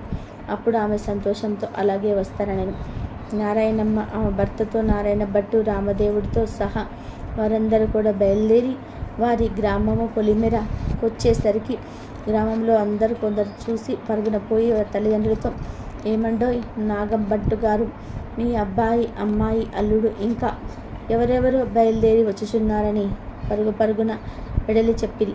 అప్పుడు నారాయణ భట్టు తల్లిదండ్రులు పరుగున వచ్చి సంతోషంతో కుమారుని కుమార్తెను కౌగిలించుకోబోయినారు. అప్పుడు నారాయణ భట్టు చూసి, అమ్మ, నన్ను ముట్టుకోవద్దు, ఇప్పుడు నేను రామదేవుని తీసుకొని వస్తున్నాను, మీరు మా ఇంటికి వెళ్ళి 4 మూలలు దులిపి నల్లగా అలికి తెల్లగా ముగ్గు పెట్టి చక్కగా పసుపు రాసి మామిడాకులు తోరణాలు కట్టి ఒక పీటకు పసుపు రాసి బొట్టు పెట్టి తూర్పు దిశ ఈశాన్య మూలగా ఉంచి రామదేవుని పటం పెట్టి గోధుమ నూక పంచదార ఆవు పాలు కలిపి ప్రసాదం 5 ఉండలు చేసి పూజకు అన్నీ కూడా సిద్ధం చేసి నాకు కబురు చేయండి, అప్పుడు నేను రామదేవుని తీసుకొని వచ్చేదనని చెప్పాను. దాంతో నాగంభట్టు సంతోషంన ఇంటికి వచ్చి 4 మూలల తులిపి అలికి ముగ్గు పెట్టి పచ్చగా పసుపు రాసి మామిడాకుల తోరణాలు కట్టి 4 మూలల వెతకగా ఒక పుచ్చు పీట కనిపించింది. ఆ పీటకు పసుపు రాసి బొట్టు పెట్టి కుమారుడు చెప్పిన ప్రకారంగా సిద్ధపరిచాడు. నీవు రామదేవుడు తీసుకురమ్మని కుమారుడికి కబురు పంపాను. అప్పుడు నారాయణ భట్టు సంతోషంగా రామదేవుని భుజాలపై ఎక్కించుకొని ఆ గ్రామం 4 వీధులు ఊరేగించి ఇంటికి తిరిగి వచ్చి రామదేవుడితో, తండ్రి, మా ఇంటిలో మీరు ఉడి పాదము పెట్టవలనని ప్రార్థించెను. అప్పుడు రామదేవుడు వారింటిలో పురిపాడం పెట్టేసరికి పెద్ద ఇంద్రభవనముగా మారిపోయినది. అప్పుడు నారాయణ భట్టు రామదేవుడితో, ఇలా నేను అపరాధిని కాబట్టి నాకు ఉన్న ఈ పుచ్చుపీటయే సింహాసనం అనుకొని దయుంచి తమరు కూర్చుండవలసినదిగా వినయంగా ప్రార్థించెను. ఆ మాట విని రామదేవునకు జాలి కలిగి ఆ పీట మీద కూర్చుండేసరికి అది వజ్రాలు, వైడూర్యాలు, కెంపులు, మాణిక్యములతో చేసిన బంగారు సింహాసనముగా మారినది. అందు హనుమ, సీత, లక్ష్మణ, భరత, శత్రుఘ్నాది సపరివార సహితంగా శ్రీరామచంద్రమూర్తి తన ఇంటిలో ఆసీనులై వెలిసినారు. అప్పుడు రామదేవుడి వ్రతం చేసుకుందాం అనేసరికి అంతలోనే ఎక్కడి నుండో ఒక బీద బ్రాహ్మణుడు వచ్చి, ఏమండోయ్ నాగంభట్టు గారు, మీ అబ్బాయికి మా అమ్మాయినిచ్చి పెళ్లి చేస్తాం, ఒప్పుకుంటారా అని అడగగా, పెళ్లి చేస్తారంటే వద్దంటామా బాబు, అలాగే చేసుకుంటాము అనడం. నాగంభట్టు గారు పచ్చని పందిరులు వేయించి గుచ్చిన ముత్యాలు తోరణాలు కట్టి గుచ్చని ముత్యాలు తలంబ్రాలు పోసి 70 యాగాలు నారాయణ భట్టు పెళ్లి చేశాను. నారాయణ భట్టు పెళ్ళైన తర్వాత భాగం భట్టు భార్య, నారాయణ భట్టు భార్య నారాయణమ్మ, ఆమె భర్త వారంతా రామదేవుని వ్రతం చేసి 5 లక్ష్మీవారములు 5 ఆదివారములు కూర్చొని నైవేద్యం పెట్టి కథ మానకుండా చెప్పుకుంటున్నారు. రామదేవుడు వారి భక్తికి మెచ్చి రక్షించినాడు. ఈ నోము ప్రపంచమంతా నోచిన వారందరూ కూడా అష్టైశ్వర్యముల వంతులై సుఖముగా నుండిరి. అలాగే శ్రీరామనవమిలోపు త్రినాథ వ్రత కథ వింటే చాలు, ఇల్లంతా బంగారం అవుతుంది, రాజయోగం పడుతుంది. మధుసూదనుడు అనే బ్రాహ్మణుడు ఉండేవాడు. అతను మిక్కిలి దరిద్రుడు అగుటచే భిక్షమెత్తుకొని జీవించేవాడు. ఆ బ్రాహ్మణుడుకు ఒక కొడుకు జన్మించెను. కానీ తల్లి పాను లేనందువలన ఆ పిల్లవాడు రోజు రోజుకు కృషించుచూ ఉండెను. బాలుడు కృషించుచున్నందువలన ఆ బ్రాహ్మణ స్త్రీ పెనిమిటితో, అయ్యా, నేను చెప్పిన సంగతి శ్రద్ధతో వినండి. పిల్లవాడికి పాలు నిమిత్తం పాలు గల ఆవునొకటి తీసుకొని రండి అని అంటుంది. ఆ మాట భర్త విని, ఓ శ్రీరత్నమా, నీకు ఎర్రి పట్టినదా? మనము చూడగా బీదవారము, పాలుగల ఆవు ఎలా దొరుకుతున్నది? ధన రత్నములు మనకు లేవు. నేను లోకులలో గణ్యత ఎలా పొందుతాను? ఎవరు ధన సంపదలు కలిగి ఉంటారో వారికి లోకమంతా మర్యాదలు చేస్తారు, వారికి అంతా భయపడతారు. బ్రాహ్మణులకు సైతం ఆస్తి పాస్తులు ఉంటేనే దాన ధర్మాలు కూడా ఎక్కువగా చేస్తూ ఉంటారు. నా వంటి బీదవాడిని ఎవరు అడుగుతారు అని బ్రాహ్మణుడు చెప్తాడు. ఆ మాటలు విని భార్య దుఃఖిస్తూ ఉంది. ఓ బ్రహ్మదేవ, మా వంటి బీద ఇంటిలో ఈ బిడ్డను ఎందుకు పుట్టించినావు? ఏమి తిని ఈ బిడ్డ బతుకుతాడు? ఈ శిశు హత్య నాకు చుట్టుకుంటుంది అని దుఃఖించుచూ ఉండగా ఆ పిల్లవాడిని ఘోష చూసి ఏమీ తోచాక ఆ బ్రాహ్మణుడు చింతాక్రాంతుడై విచారించి తన ఇంటిలో ఉన్న కమండలం వగైరా చిగల సామాను తీసుకొని సంతకు వెళ్తాడు. ఆ వస్తువులను సంతలో అమ్మివేసి అమ్మిన సొమ్ముతో 50 రూపాయలు జాగ్రత్తగా పట్టుకొచ్చి భార్య చేతికి ఇవ్వగా ఆమె ఆ సొమ్మును పట్టుకొని సంతోషించి పెనిమిటితో ఇలా అంటుంది, అయ్యా, ఈ సొమ్మును తీసుకొని వెళ్ళి పాలుగల ఆవునొకటి తీసుకొని రండి అంటుంది. తన భార్య చెప్పిన మాట ప్రకారం ఆ బ్రాహ్మణుడు ఆ 50 రూపాయలు పట్టుకొని గ్రామంలో తిరుగుతూ ఉంటాడు. ఇట్లు తిరుగుతూ ఒక పెద్ద భాగ్యవంతుడగు షావుకారి ఉండే గ్రామంనకు వెళ్ళెను. ధన ధాన్యాలకు కలిగి కుబేరుడితో సరిసమానంగా ఆ షావుకారు ఉండెను. దైవ ఘటన మాత్రం వేరే ఉన్నది. తన ఆవులలో గోదా అనే ఒక ఆవు ఒకటి ఉన్నది. అది మొగులు దుష్టబుద్ధి కలదు. పైకి మేతకు వెళ్తే పరుల వ్యవసాయంలో చొరబడి తినివేస్తూ ఉండేది. ఒక దినము షావుకారు చూస్తూ ఉండగానే పేదవారిని పొలంలో చొచ్చి తినేస్తూ ఉంటుంది. అది చూసి ఆ షావుకారు అతి కోపంతో, ఏమనుకుంటున్నారంటే దీని ముఖం చూడకుండా ఈ ఆవుని ఇప్పుడే అమ్మివేస్తాను. అది విలువగల ఆవు అయితే కానీ ఈ దుష్టబుద్ధి గల ఆవును 50 రూపాయలకైనా సరే ఇచ్చేస్తాను అని అనేసరికి ఆ బ్రాహ్మణుడు అయిన మొదటి సూదనుడు ఆ మాటలు విని ఆ షావుకారుతో ఇట్లా, నేను ఓ షావుకారు, వినండి, అది విలువగల ఆవు అయినప్పటికీ మీరు దానిని 50 రూపాయలకు అయినా సరే అమ్మేస్తాను అన్నారు. 50 రూపాయలు నేను ఇచ్చి వేస్తాను. ఆవును దూడను రెండును ఇప్పించండి అని అనగానే ఆ షావుకారు బ్రాహ్మణుడు చూసి, నీకు వెర్రి పట్టినదా? విలువ గల ఆవును 50 రూపాయలకి పట్టుకొని పోతావా అని అనెను. మరల మదిలో విచారించి తెలియక అని వేసినాను. ఈ బ్రాహ్మణుడు ఎక్కడి నుండి వింటున్నాడో ఏమో. ఆ ఆవుని ఇవ్వకపోతే నాకు అసత్య దోషం ప్రాప్తించును అని బ్రాహ్మణునకు ఆవును దూడను ఇచ్చి వేయగా బ్రాహ్మణుడు వాటిని తోలుకొని అచట నుంచి బయలుదేరి తన ఇంటికి చేరుకున్నాడు. ఆ ఆవును చూడగానే బ్రాహ్మణ స్త్రీ ముఖం చంద్రుడు చూసిన కలువ వలె ప్రకాశించినది. ఆమె వెంటనే పాలు పిండి తన కుమారునకు పోసి బహు సంతోషంతో ఉండినది. ఇట్లు కొన్ని నెలలు పోయిన పిమ్మట ఒకరోజు ఆవు మేతకు వెళ్ళి తిరిగి రాలేదు. పొద్దుపోయిన వేళ అయినది. ఆయన ఆవు రాకపోవడం చూసి బ్రాహ్మణుడు వెతకబోయెను. వీధులలో సమీపమున ఉన్న వ్యవసాయ పొలంలో చూసెను. ఆవు కనిపించలేదు. తెల్లవారగానే నిద్ర మేలుకొని ఆవును వెతుకుటకై బయలుదేరి కొంత దూరం నడిచి వెళ్ళి త్రోవలో ఉన్న ఒక పెద్ద చెట్టు చూశాను. అది గొప్ప మర్రి చెట్టు. మధుసూదనుడు చెట్టు దగ్గరికి వెళ్ళినాడు. బ్రాహ్మణుడికి తెలియని విషయం ఏమిటి అంటే ఆ చెట్టు పైన 3 మనుషులు కూర్చున్నారు. వారు ఎవరు అనగా బ్రహ్మ, విష్ణువు, మహేశ్వరులు. వారే త్రిమూర్తులు. అటువంటి చెట్టు కింద బ్రాహ్మణుడు కూర్చొని ఆయాసం తీర్చుకొని గోవుచూ ఉండగా త్రిమూర్తులు బ్రాహ్మణుని పిలిచి, ఓ బ్రాహ్మణుడా, నీవు నీ మనసులో ఎందుచేత దుఃఖము కలిగి ఉన్నావు? నీవు ఎక్కడికి వెళ్ళుచున్నావు? ఆ సంగతేమి మాతో చెప్పమని అడగగా బ్రాహ్మణుడు 2 చేతులు జోడించి, అయ్యా, మేము మిక్కిలి పేదవాడను, భిక్షమెత్తుకొని బ్రతికేవాడను. నాకు ఒక ఆవు ఉండెను, అది కనిపించలేదు. ఈ దినం శ్రీపురం సంత అగుచున్నది. ఆ సంతకు పోయి వెతికెదను. ఎవరైనా దొంగిలించి తీసుకుపోయిన ఎడల ఆ సంతలో అమ్ముతారు కదా, అందుకే దానిని వెతుకుతూ వెళ్ళుచూ ఉన్నాను. ఓ త్రినాథ స్వాములారా అని తన వృత్తాంతం చెప్పెను. అది విని బ్రాహ్మణుడితో, త్రిమూర్తులు, నీవు ఇప్పుడు సంతకు వెళ్ళుచున్నావు కదా, మా నిమిత్తం ఏమైనా కొన్ని దినుసులు తీసుకొని రాగలవా అని అన్నారు. బ్రాహ్మణుడు ఏమి దినుసులు కావాలని అడగగా త్రిమూర్తులు ఇట్లనిరి, 1 పైసా గంజాయి, 1 పైసా ఆకు వక్కలు, 1 పైసా నూనె మాత్రం తెచ్చిమ్మని చెప్పిరి.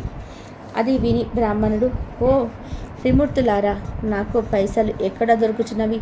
నేను బీద బ్రాహ్మణుడను, భిక్షమెత్తుకొని జీవించుచున్నాను అనగా, ఓ బ్రాహ్మణుడా, విను, అదిగో అటు చూడు, వెళ్ళు పొద కనిపించుచున్నది, దాని మొదలు 3 పైసలున్నవి అనగా ఆ పలుకులు విని బ్రాహ్మణుడు వెళ్ళి రెల్లు పొద మొదలు చూసేసరికి 3 పైసలు ఉన్నవి. ఇంకా ఉంటాయేమోనని ఆ చెట్టును ఇంకా పైకి తీసిచుండెను. అది చూసి త్రినాథుల వారు, ఓ బ్రాహ్మణుడా, నీకు వెర్రి పట్టినదా? అందులో పైసలు లేవు, ఎంత దొరికినదో అంతే ఉండును అని ఆ పలుకులు విన్న బ్రాహ్మణుడు ఆ చెట్టు నుంచి వెళ్ళిపోయాను. కొంత దూరం వెళ్ళి వచ్చి ఆ చెట్టు కింద నిలిచి చేతులు జోడించెను. అది చూసి త్రిమూర్తులు తిరిగి, ఎందుకు వచ్చావు అని అడిగారు. దానికి బ్రాహ్మణుడు, మీరు చెప్పిన వస్తువులు దేనిలో తేవలను అని అడిగాను. దానికి త్రినాథులు, నీ గావాంచలో తెమ్మని చెప్పిరి. అది విని బ్రాహ్మణుడు, నూనె గావాంచలో ఎలా వస్తుందండి? మీరు జగత్కర్తలు, నా వద్ద కపటముంచి చెప్పుచున్నారు అనగా త్రిమూర్తులు, మా నామము తలుచుకొని నూనె గావాంచలో తీసుకురా అని చెప్పగా బ్రాహ్మణుడు సెలవు తీసుకొని అచట నుంచి వెళ్ళిపోయాను. ఆనందంతో బ్రాహ్మణుడు శ్రీపురం సంతలో ప్రవేశించినాడు. ఆవులుండే సంతకు వెళ్ళి చూడగా తన ఆవు కనిపించలేదు. ఆకులు, చెక్కలు, గంజాయి పుచ్చుకొని నూనె గురించి బజారుకు వెళ్ళి తేలుకల మాడి నూనె అడిగాను. గావాంచ చూపి ఇందులో 1 పైసా నూనె పొయ్యమనెను. ఈ సంగతి తెలుకల వాడు చూసి బ్రాహ్మణుడు పిచ్చి మనిషి కాబోలునని నూనె లేదని చెప్పెను. అచట నుంచి మరి యొక్క ముసలి తెలుకల వాడిని నూనె అడిగాను. ఆ ముసలి వాడిని చూసి నూనె ఎంతది కావాలను అడగగా 1 పైసా నూనె మాత్రం పట్టుకుపోవుదని ఆ బ్రాహ్మణుడు చెప్పెను. తెలుకల వాడు నూనె కొలిచెను. బ్రాహ్మణుడు గావాంచ చూపించెను.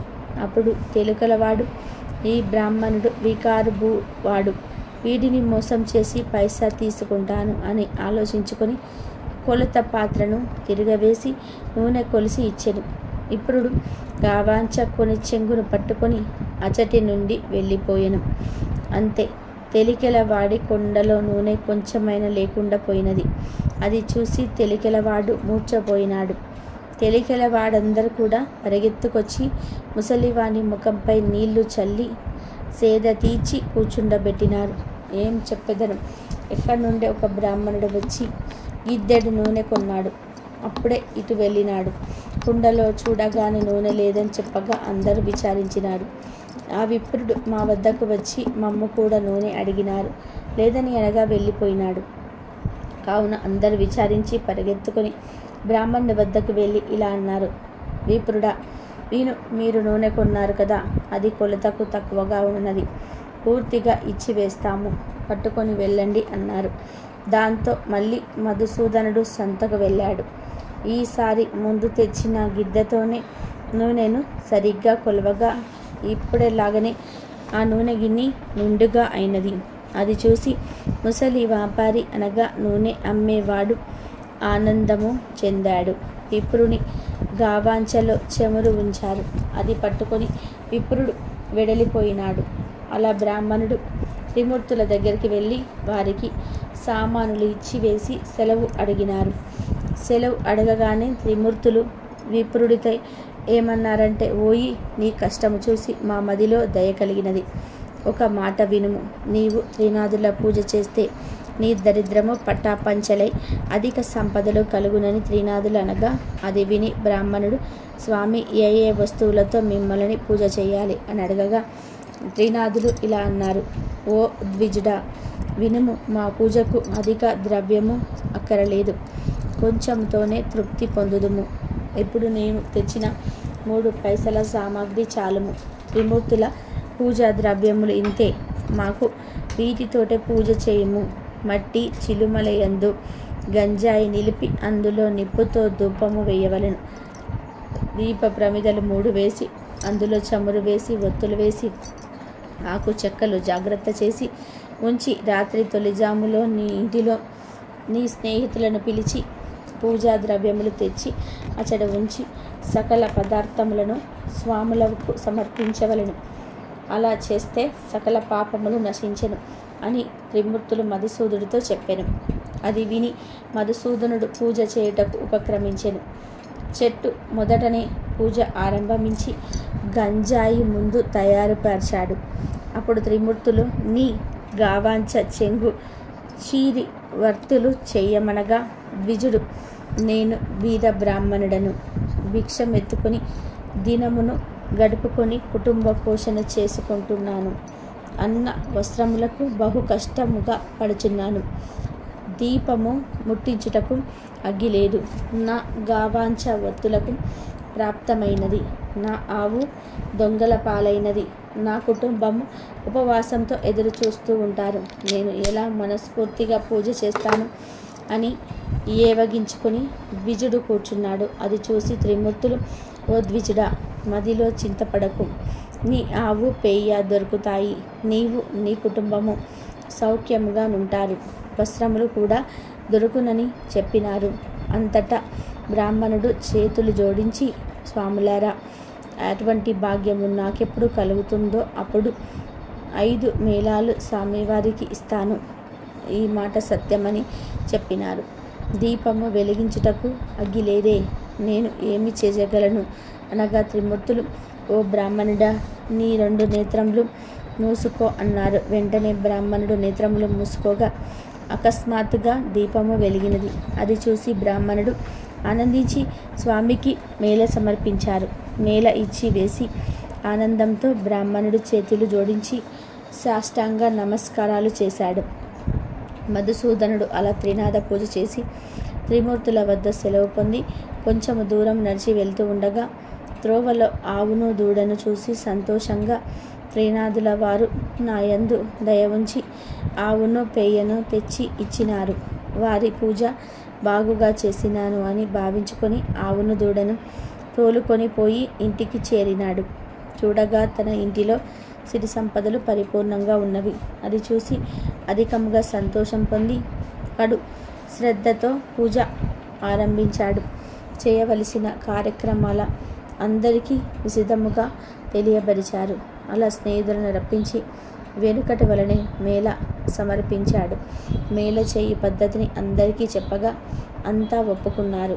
ఆ రాజ్యంలో ఉన్న ప్రజలందరూ కూడా త్రినాథ పూజ చేశారు. అందరి ఇళ్ళయందు సుఖ సంతోషములు నిండెను. దానివల్ల సావుకారులు అందరూ కూడా వ్యాపారులు మూసివేసినారు. అందరూ ఆ దేశపు రాజు వద్దకు వెళ్ళి ఫిర్యాదు చేశారు. వారిని చూసి రాజు, మీరందరూ ఎందుకు వచ్చినారు అని అడగగా, అయ్యా, దయచేసి మా ఫిర్యాదు మీరు వినండి. మధుసూదనుడు పేద బ్రాహ్మణుడు ఒకడు భిక్షమెత్తుకొని జీవించేవాడు. వాడు శ్రీపురం వెళ్ళి వచ్చి త్రినాథ మేళను ఆచరించినాడు. త్రినాథులు ఏ దేవతలు వారిని ఆ బ్రాహ్మణుడు పూజించగానే సకల సంపదలు అతనికి కలిగినవి.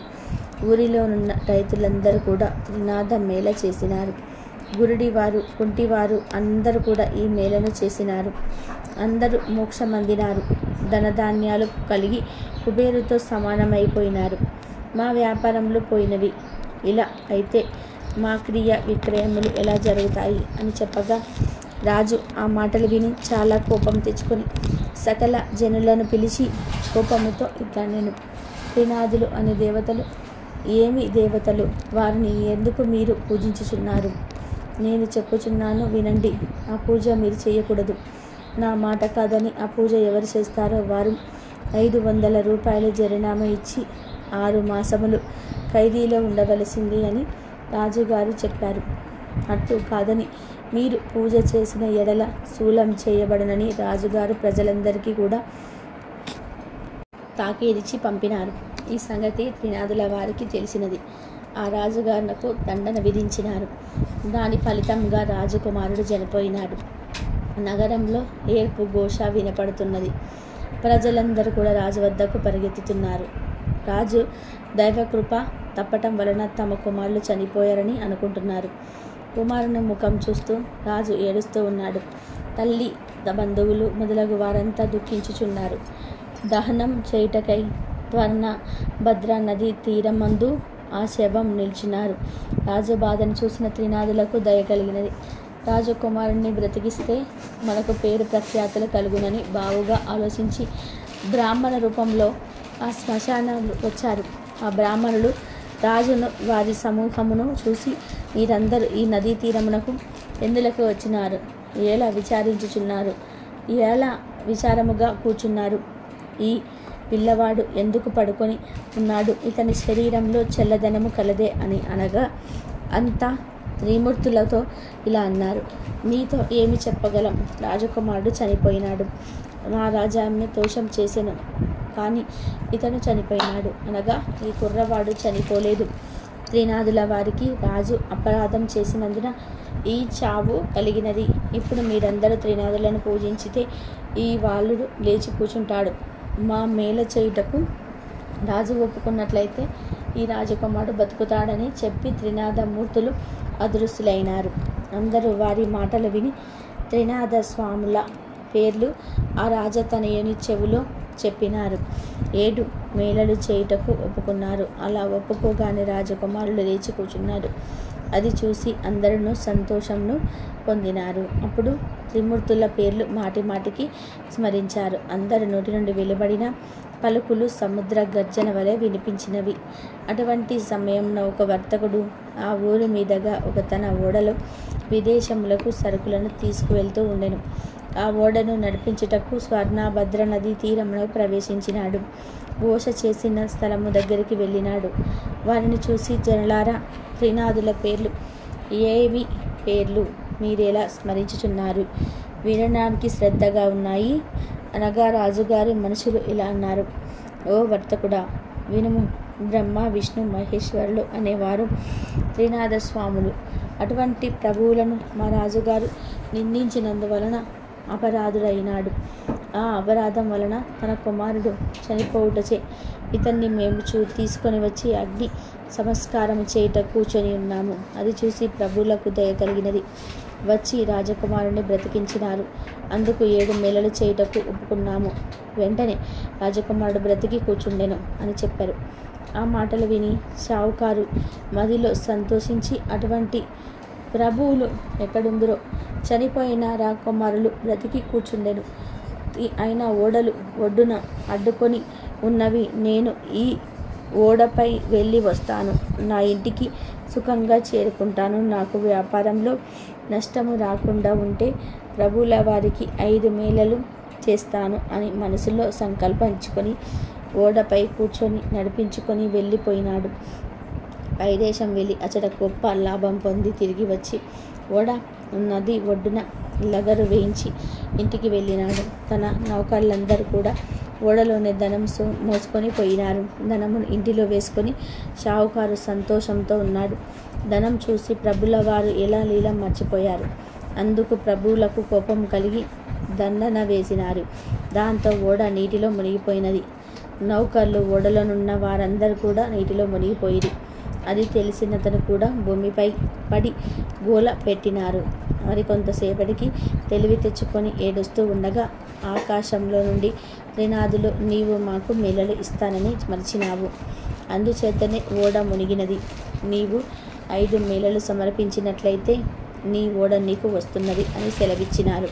అది విని షావుకారు మదిలో దుఃఖించి, ముందు నీ సంకల్పము చేసి ఉంటిని, ప్రభువుల మహిమను మరిచితిని, ఇప్పుడే త్రినాదుల వారికి మేళ ఇస్తాను అని మదిలో నిశ్చయించుకొని మేళకు కావలసిన సామాగ్రి తెప్పించి స్నేహితులను రప్పించి ప్రభువుల వారికి మేళ సమర్పించి ప్రార్థించినాడు.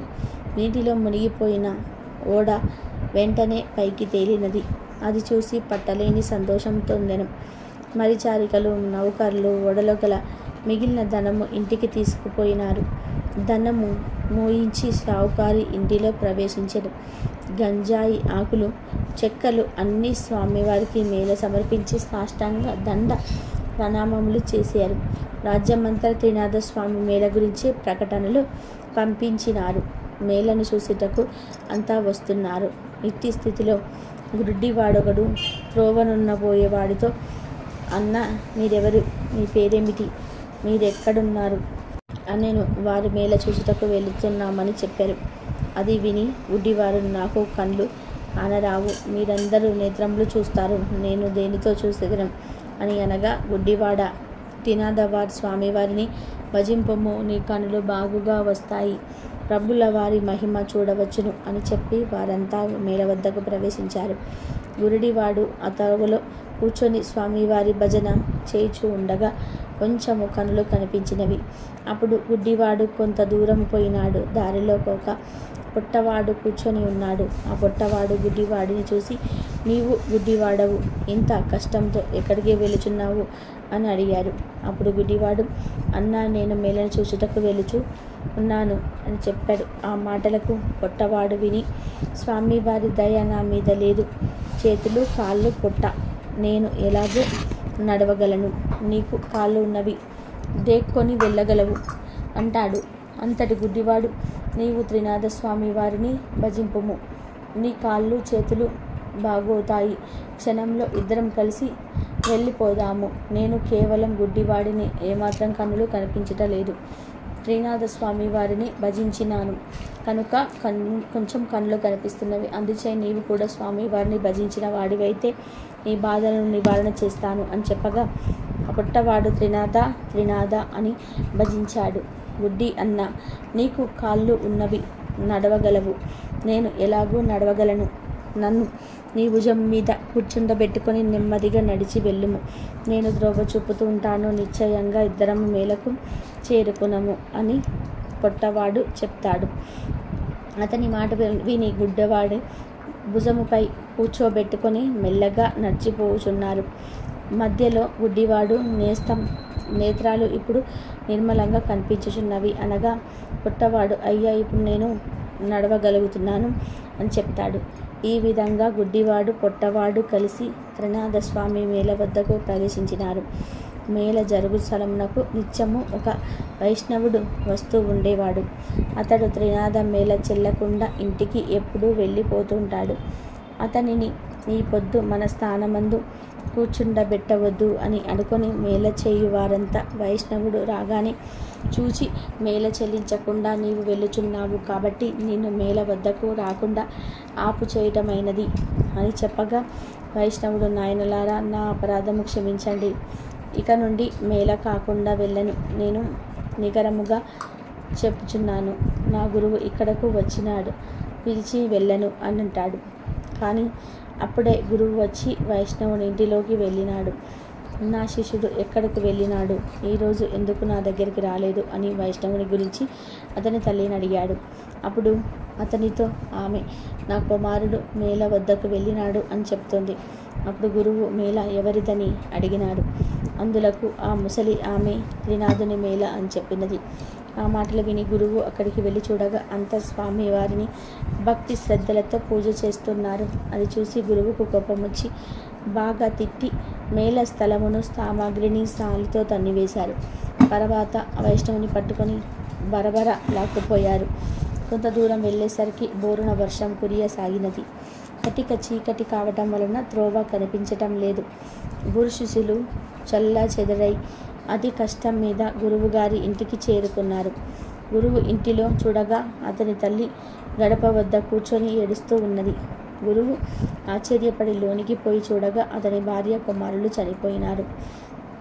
వారిని చూసి గురువు మూర్ఛపోయినాడు.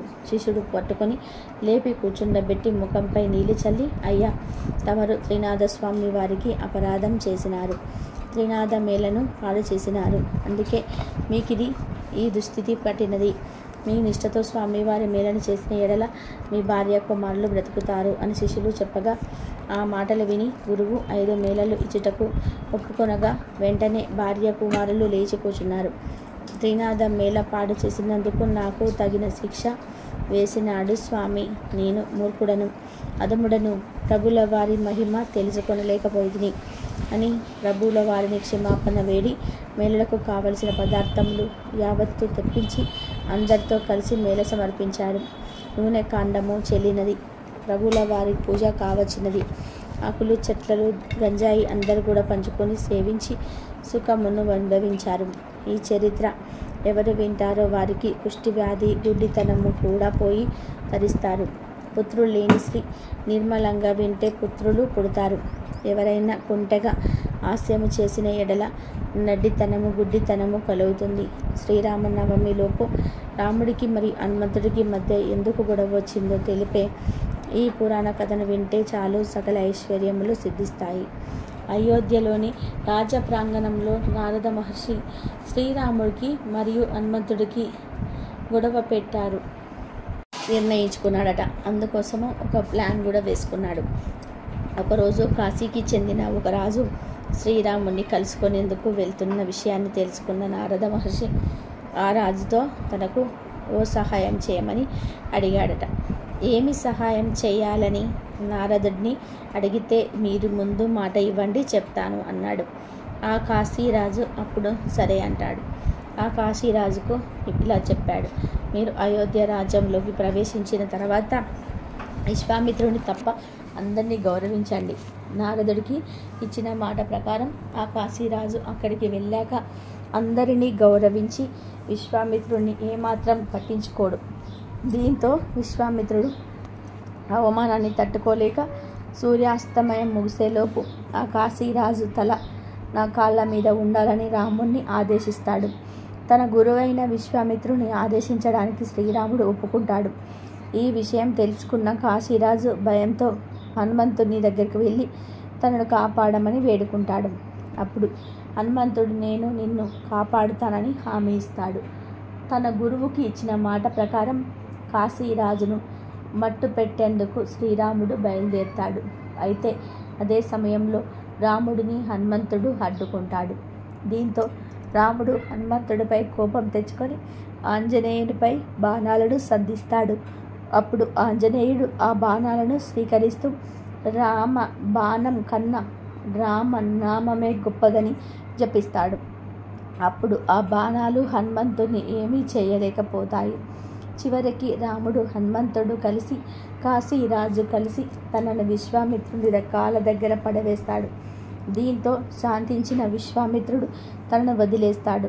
ఇదంతా తెలుసుకున్న నారదుడు వారి వద్దకు వెళ్ళి ఇదంతా తానే చేశానని, రామ బాణం గొప్పదా, రామనామం గొప్పదా అని తెలుసుకునేందుకు ఈ ప్లాన్ వేసినట్టు చెప్తాడు. రామ బాణం కన్నా రామనామమే గొప్పదని రుజువైందని చెప్పాడు. ఈ విధంగా శక్తి కంటే భక్తే ఎక్కువ బలమైనదని హనుమంతుడు నిరూపించాడు. కాబట్టి రామనవమిలోపు ఈ కథలు వింటే చాలు, ఈ వీడియో చూస్తే చాలు, అదృష్టం మీ తలుపు తట్టినట్లే. రామనవమిలోపు ఎవరైతే ఈ కథలను వింటారో వారికి ఉండే కష్టాలన్నీ కూడా పోతాయి. శ్రీరాములు అనుగ్రహం సకల ఐశ్వర్యాలు సిద్ధిస్తాయి. మీ జాతకం మారిపోతుంది, మీ దశ తిరిగిపోతుంది, పట్టిందల్లా బంగారం అవుతుంది, రాజయోగం పడుతుంది. ఎన్నో జన్మల పుణ్యం ఉంటే తప్ప ఈ వీడియోను చూడలేరు. ఇదండి ఈరోజు వీడియో. నా వీడియో కనుక మీకు నచ్చినట్లయితే ప్లీజ్ లైక్ చేయండి, షేర్ చేయండి, సబ్స్క్రైబ్ చేయండి. మరొక మంచి వీడియోతో మళ్ళీ కలుద్దాం.